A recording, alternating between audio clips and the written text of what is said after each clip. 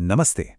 आज के इस विश्लेषण में हम सीधे इकोनॉमिक सिस्टम्स यानी आर्थिक प्रणालियों की बुनियादी बातों और उनके रियल वर्ल्ड एप्लीकेशंस के अंदर गोता लगाने वाले हैं। ये विषय काफी दिलचस्प होने वाला है, तो चलिए बिना किसी देरी के सीधे शुरू करते हैं। आज हम जिन 5 मेन टॉपिक्स को कवर करने वाले हैं वो हैं इकोनॉमिक्स बनाम इकोनॉमी, इसके 2 मुख्य पहलू, भारत की मिक्स्ड इकोनॉमी, मॉडर्न टेक्नोलॉजी का असर और आखिर में कुछ सबसे बड़ी आर्थिक चुनौतियां। हमारे पास एकदम क्लियर रोड मैप है, तो चलिए आगे बढ़ते हैं। तो सबसे पहले बात करते हैं हमारे पहले और सबसे जरूरी टॉपिक की, इकोनॉमिक्स और इकोनॉमी के बीच का अंतर।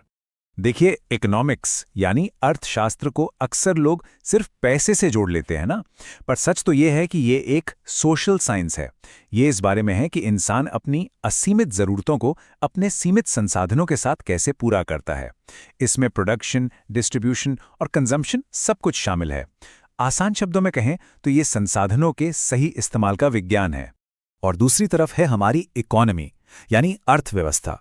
ये वो प्रैक्टिकल सिस्टम है, वो असली माहौल है जहां किसी देश में उन चीजों का प्रोडक्शन और कंजम्पशन असल में हो रहा होता है। मतलब जो थ्योरी हम इकोनॉमिक्स में पढ़ते हैं वो इकोनॉमी में सच में लागू होती है।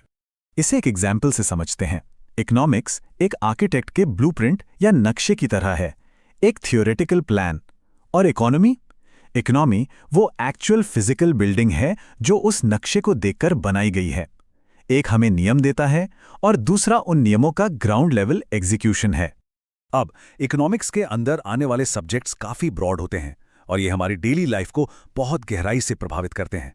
डिमांड और सप्लाई, कीमतें कैसे तय होती हैं, मार्केट का स्ट्रक्चर कैसा है, नेशनल इनकम, एम्प्लॉयमेंट रेट्स और इन्फ्लेशन यानी महंगाई, ये सब मिलकर तय करते हैं कि एक सोसाइटी आर्थिक रूप से कितनी मजबूत होगी। चलिए आगे बढ़ते हैं हमारे अगले हिस्से पर, इकोनॉमिक्स के 2 मुख्य पहलू। इस पूरे सब्जेक्ट को हम 2 बिल्कुल अलग अलग लेंस से देख सकते हैं। एक है माइक्रो इकोनॉमिक्स, जहां फोकस इंडिविजुअल लेवल पर होता है, जैसे एक कंज्यूमर, एक फर्म या एक इंडस्ट्री। और दूसरा है मैक्रो इकोनॉमिक्स, जहां हम पूरे देश की इकोनॉमी को एक साथ देखते हैं, जैसे ओवरऑल ग्रोथ, बेरोजगारी और महंगाई। इसे ऐसे समझें कि माइक्रो इकोनॉमिक्स एक एक पेड़ को देखना है और मैक्रो इकोनॉमिक्स पूरे जंगल को समझना है। अब आते हैं हमारे तीसरे टॉपिक पर, जो है भारत की मिक्स्ड इकोनॉमी यानी मिश्रित अर्थव्यवस्था। अर्थव्यवस्था किसी भी देश की रीढ़ होती है जो विकास को गति देती है और नागरिकों के जीवन स्तर को सुधारती है। सोर्स मटेरियल से ली गई ये लाइन इस पूरे कॉन्सेप्ट की जान है। एक मजबूत सिस्टम क्यों जरूरी है? क्योंकि ये सिर्फ एक ढांचा नहीं है, बल्कि ये सीधे तौर पर लोगों की जिंदगी बेहतर बनाने का सबसे बड़ा जरिया है। अगर हम खास तौर पर भारत की बात करें तो यहाँ मिक्स्ड इकोनॉमी मॉडल चलता है। इसका मतलब बिल्कुल साफ है, यहाँ देश को आगे बढ़ाने की जिम्मेदारी सिर्फ सरकार या सिर्फ प्राइवेट सेक्टर की नहीं है। ये इन दोनों के एफर्ट्स का एक बहुत ही शानदार कोलैबोरेटिव मिक्स है। और इस मिक्स्ड इकोनॉमी के 3 सबसे बड़े पिलर्स हैं। पहला, एग्रीकल्चर यानी कृषि, जो ग्रामीण आबादी को बड़े पैमाने पर रोजगार देता है। दूसरा, इंडस्ट्री, जो देश में गुड्स के प्रोडक्शन को बूस्ट करता है। और तीसरा, सर्विसेज सेक्टर, जो नेशनल इनकम में सबसे बड़ा हिस्सा जोड़ता है। ये तीनों अलग जरूर हैं, लेकिन एक दूसरे पर पूरी तरह से डिपेंडेंट हैं। तो यहां से हम एंटर करते हैं अपने चौथे पड़ाव पर, मॉडर्न एरा और टेक्नोलॉजी। लेकिन आगे बढ़ने से पहले एक सवाल उठता है, ग्लोबलाइजेशन और टेक्नोलॉजी ने आखिर आज के इस इकोनॉमिक लैंडस्केप को किस तरह बदल दिया है? आज की दुनिया को समझने के लिए इस बदलाव को समझना बहुत जरूरी है। आज के मॉडर्न इकोनॉमिक एक्सेलरेटर्स पर एक नजर डालिए। डिजिटल पेमेंट्स, ई-कॉमर्स प्लेटफॉर्म्स, तेजी से बढ़ता हुआ स्टार्टअप कल्चर और नई गवर्नमेंट पॉलिसीज। ग्लोबलाइजेशन और टेक ने एक साथ मिलकर इन इनोवेशंस के जरिए इकोनॉमी को ऐसी रफ्तार दी है जो पहले कभी नहीं देखी गई। यह शिफ्ट सच में एक बड़ा गेम चेंजर रहा है। और इस सब का सबसे बड़ा फायदा क्या हुआ? टेक्नोलॉजी ने इकोनॉमिक एक्टिविटीज को बहुत फास्ट और एक्सेसिबल बना दिया है। अब गुड्स और सर्विसेज सीधे घरों तक पहुंच रही हैं। इसने लोगों के जीने और बिजनेस करने का तरीका पूरी तरह से बदल कर रख दिया है। आखिर में हम पहुंच गए हैं अपने 5वें और आखिरी हिस्से पर, मेजर इकोनॉमिक चैलेंजेस। सच तो यह है कि इतनी तरक्की के बाद भी हमारे सामने कई बड़ी चुनौतियां खड़ी हैं, जैसे बढ़ती बेरोजगारी, हर जगह फैली गरीबी, आर्थिक असमानता यानी इकोनॉमिक इनइक्वालिटी और लगातार बिगड़ते एनवायरमेंटल इश्यूज।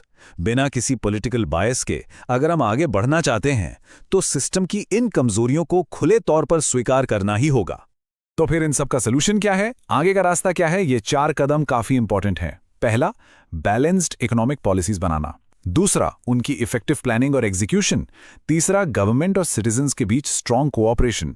और चौथा, रिसोर्सेज का बिल्कुल सही इस्तेमाल। ये एक ऐसी जिम्मेदारी है जो देश और नागरिकों को मिलकर उठानी पड़ेगी।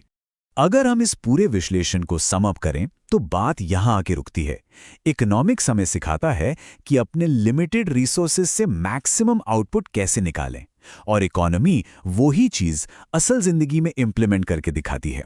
ये दोनों जब एक साथ मिलते हैं तभी एक मजबूत देश का निर्माण होता है। इसलिए इकोनॉमिक नॉलेज सिर्फ बड़ी बड़ी किताबों या एकेडमिक्स के लिए नहीं है, ये हमारी अपनी जिंदगी को बेहतर बनाने के लिए जरूरी है। इन सिस्टम्स को समझना किसी भी देश की प्रोग्रेस और प्रोस्पेरिटी के लिए एक बहुत बड़ा टूल है। इस एक्सप्लेनर को खत्म करते हुए एक बहुत ही जरूरी सवाल सोचना बनता है, समाज और सरकार आपस में और बेहतर तरीके से कैसे जुड़ सकते हैं ताकि आर्थिक विकास सबके लिए हो और लंबे समय तक टिके। ये एक ऐसा टॉपिक है जिस पर हम सबको जरूर विचार करना चाहिए। आज के इस विश्लेषण में जुड़ने के लिए बहुत बहुत शुक्रिया।